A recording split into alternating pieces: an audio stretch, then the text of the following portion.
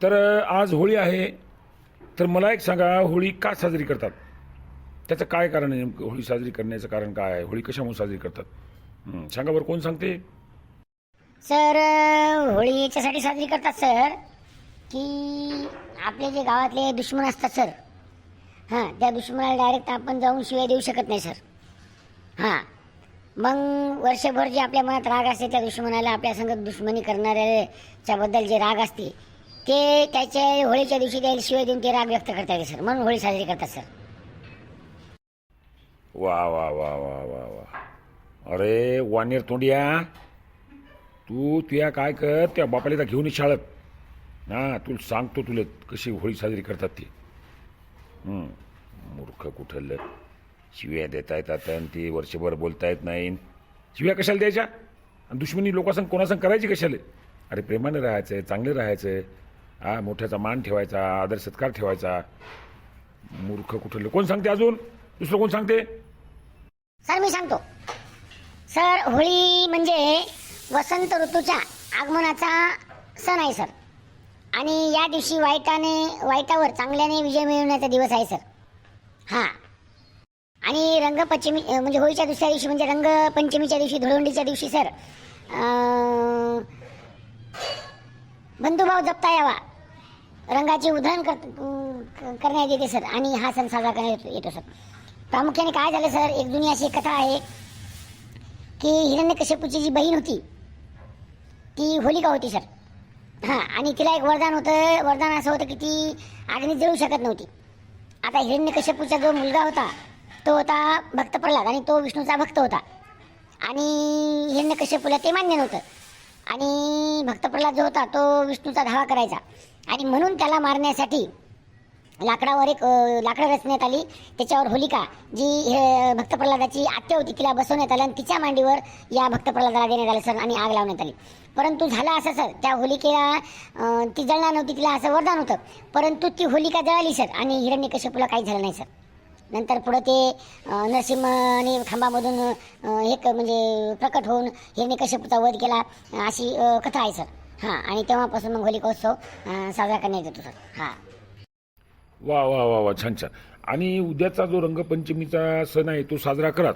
मला एक सांगा, तुम्ही कोणते कोणते रंग आणले सांगा बरं, आणि कशाचे रंग आणले? सर, मी काय केलं सर, कोळसे कुटले सर. हां, कोळसे कुटले सर, कोळसे बारीक केले, आणि त्याच्यामध्ये थोडं वंगण मिसळून मी ते तयार ठेवलं सर. उद्या दन लावायचं सर. हां. अरे वंगण तोंडाच्या, कोळशे वंगण हे चेहऱ्याला लावल्याच्या नंतर इन्फेक्शन होऊ शकते, चेहऱ्यावर म्हणजे डाग पडू शकतात, चेहरा जळू शकते. असे काय कोणतेही रंग वापरायचे नाही. आम्ही जेव्हा लहान होतो का नाही, आता सध्या पळस फुललेले असतात, पळसाला खूप फुलं आलेली असतात, ते पळसाचे फुलं घ्यायचे आणि मस्त कुटायचे, आणि त्याच्यामधून नैसर्गिक रंग तयार करायचा. भलेही बाटलीत करायचा, टोपल्यात करायचा, तुम्हाला ज्याच्यात करायचा ते, आणि ती पिचकारीने रंग उडवायचा. एक तर काय होते माहिती आहे का, नैसर्गिक रंग तयार केल्यामुळे काय होते, एक तर शरीराला कुठली इजा होत नाही, कुठली हानी होत नाही. आता सध्याच्या रंगामध्ये काय झालं माहिती आहे का, भरपूर प्रमाणात केमिकल आलं. ते शिलवर ते लावतात, आणि ते सिल्वर कलरचं काहीतरी पुन्हा दुसरे रंग लावतात. हे दुसऱ्या दिवशी चेहरा असा आगीनं, चेहऱ्याची आग होते. त्याच्यामुळे तुम्ही काय करा, मस्त पळस आणायचा, म्हणजे पळसाची फुलं आणायची, आणि पळसाची फुलं आणून मस्त ते बारीक कुटायचे, आणि त्याचा जो ते तांबडा मस्त भगवा रंग येतो, केशरी रंग, ते मी घ्यायचा आणि मस्त हे करायचा. हां, केमिकलचे कोळशे, कोणतं काय कोण वंगण आहे, त्या बापानं वंगण लावलं होतं का?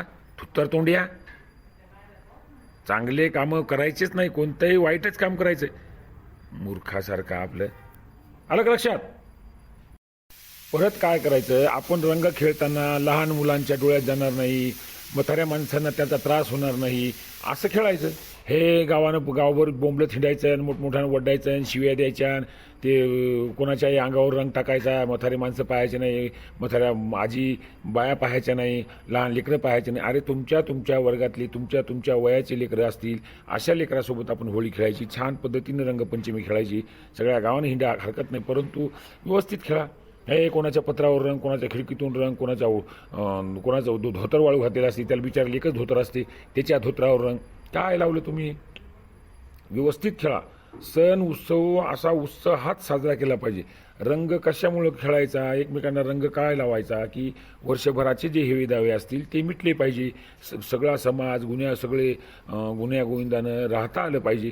म्हणून ते होते काय माहिती आहे का, तुम्ही रंग खेळायच्या नादात कोणाच्या अंगावर रंग टाकून देता, ज्याचा घरचा येतो ते भांडणं सुरू होतात. म्हणजे मग आपला सण राहिला की कारण भांडणं सुरू होतात. आलं का लक्षात? त्याच्यामुळं कोणताही सण उत्सव साजरा करताना त्या सण उत्सवाला साजेसं असं काहीतरी केलं पाहिजे माणसानं.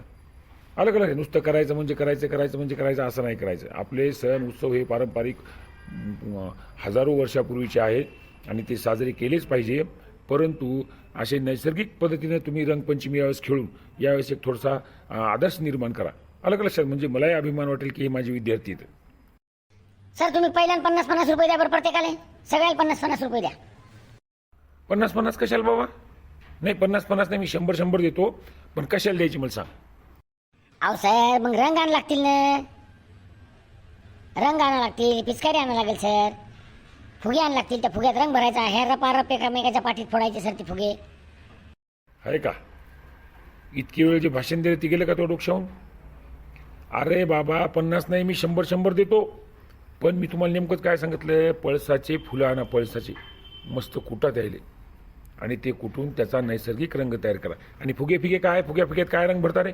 फुगे भरायचे, धनाधन मारायचे, म्हणजे एखाद्या डोळ्यावर लागले की बोंबले झाला डोळा आंधळा. मस्त असं व्यवस्थित रंग लावायचा ना, छान दोन्ही हाताने हे करायचा, 2 गालावर जरा 2-2 बोटं लावायचे, 4-4 बोटं लावायचे, पण नैसर्गिक लावा ना.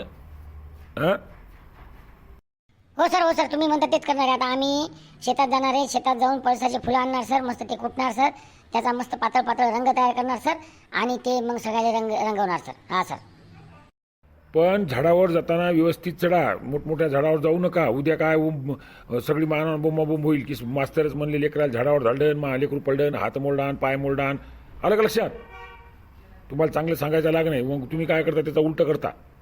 हां आणि पुन्हा वरून म्हणता की बाबा तुम्ही असं करायले, तुम्ही तसं करायले, तुमचे मायबाप पुन्हा शाळेत येतात, मग तुम्ही आमच्या लेकराला बिघडवायले, काय नु करायले, बायनू करायले, असं कुठं नको बरं का. आणि आपले जे प्रेक्षक आहेत त्या सगळ्या प्रेक्षकांना, आपल्याला जे जीव लावतात, आपल्याला जे प्रेम करतात, आपले व्हिडिओ आवर्जून पाहतात, त्याच्यावर कमेंट लाईक शेअर करतात, आलं का लक्षात, प्रतिक्रिया देतात प्रत्येक व्हिडिओला, त्या सर्वांना होळीच्या व रंगपंचमीच्या हार्दिक शुभेच्छा. आमच्याकडून आमची टीम जी आहे, झिंगुड्या आहे, गण्या आहे, बंट्या आहे, ऋतू आहे, प्रीती आहे, राजू आहे, बबले आहे, चिंट्या आहे आणि मी स्वतः, आमच्या सगळ्या टीमकडून तुम्हाला खूप खूप होळीच्या आणि रंगपंचमीच्या हार्दिक शुभेच्छा. आणि दुसरी एक गोष्ट, आमचे जे व्हिडिओ असतात त्याच्यामध्ये आम्ही असं काही वात्रट बोलत नाही. फक्त याच्यामधून काही आनंद निर्माण व्हावा, काहीतरी आपल्याला समाजाला शीख देता यावी, काहीतरी त्याच्यामधून बोध घेता यावा, असं प्रत्येक व्हिडिओमधून आम्ही सांगत असतो. त्याच्यामुळं उगाच आपलं काही कमेंट करत जाऊ नका, अगोदर पूर्ण व्हिडिओ पहा जा. आलं का लक्षात?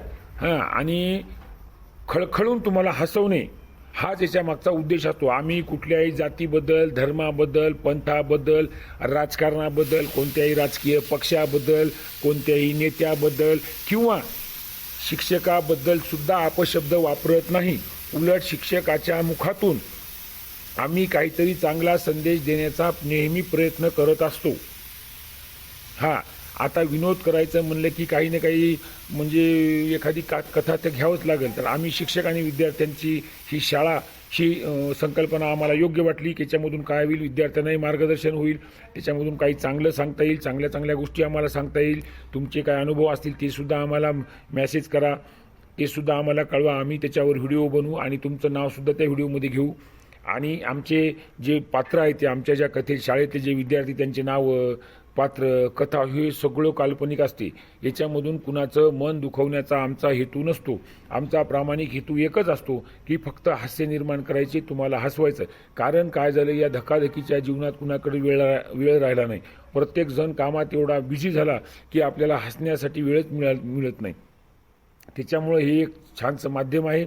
या छानशा माध्यमातून आम्ही तुम्हाला हसवण्याचा प्रयत्न करतो. आम्ही कुणाच्याही भावना दुखवण्याचा आमचा मुळीच हेतू नसतो. त्याच्यामुळे आमचे व्हिडिओ पहा, आवडत असतील तर पहा, लाईक करा, शेअर करा, कमेंट करा, अजून फॉलो केलं नसेल तर फॉलो करा. आणि असंच प्रेम तुमचं आमच्यावर राहील हीच अपेक्षा करतो. पुन्हा एकदा आमच्या सगळ्या टीमकडून तुम्हाला होळीच्या व रंगपंचमीच्या सप्तरंगात खूप खूप खूप शुभेच्छा.